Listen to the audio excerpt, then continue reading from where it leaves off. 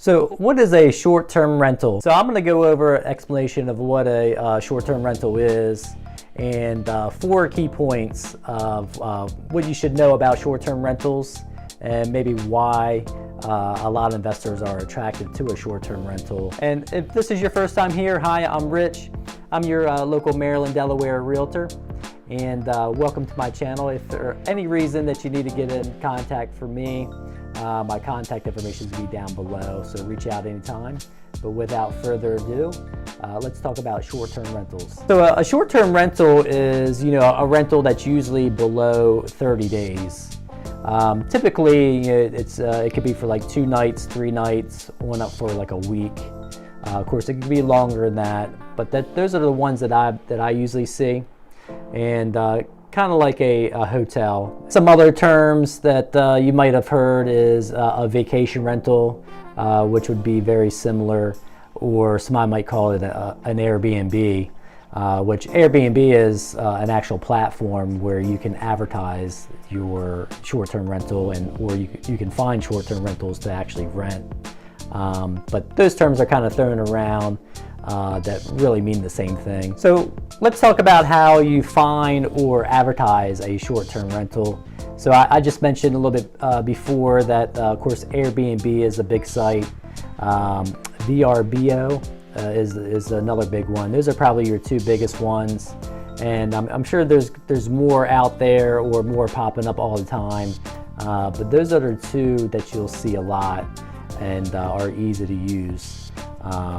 Because you can, rent yourself, put your properties on there, or of course you could hire a property manager to actually do that for you. And they could be like actual real estate brokerages, like Long & Foster, Coldwell Banker, and actually in my area here, Vacasa bought out Coldwell Banker, so that's all you see in my area, which may be similar all across the U.S., I'm not sure.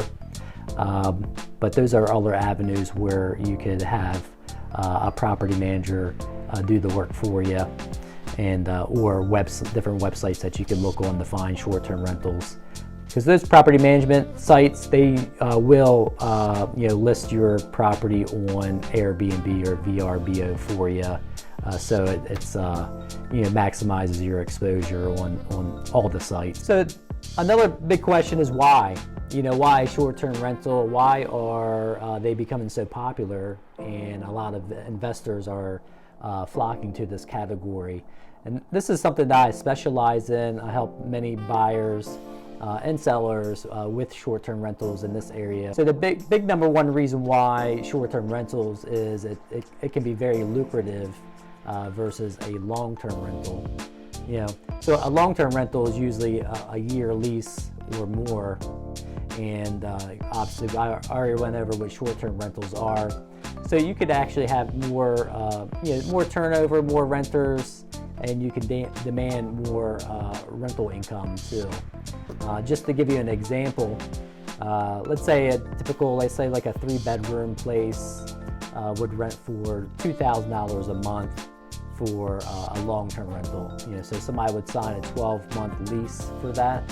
So that would give you, the property owner, $24,000 in income, as long as they're paying the way that they should.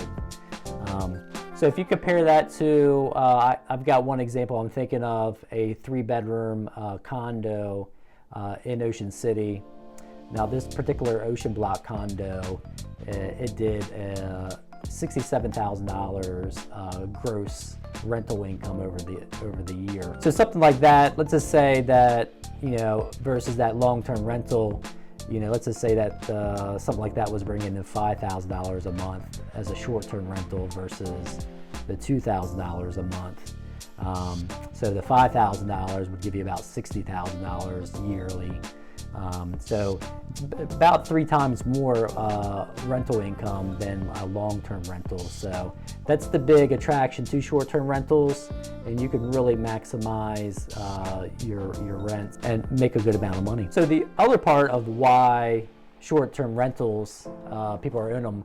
So what I see, probably a good 95% of the clients that I help invest in short-term rentals or vacation rental, they want to find a spot that they like. Obviously the location, if it's like here at the beach, it's some place that they've been visiting and maybe they have been renting.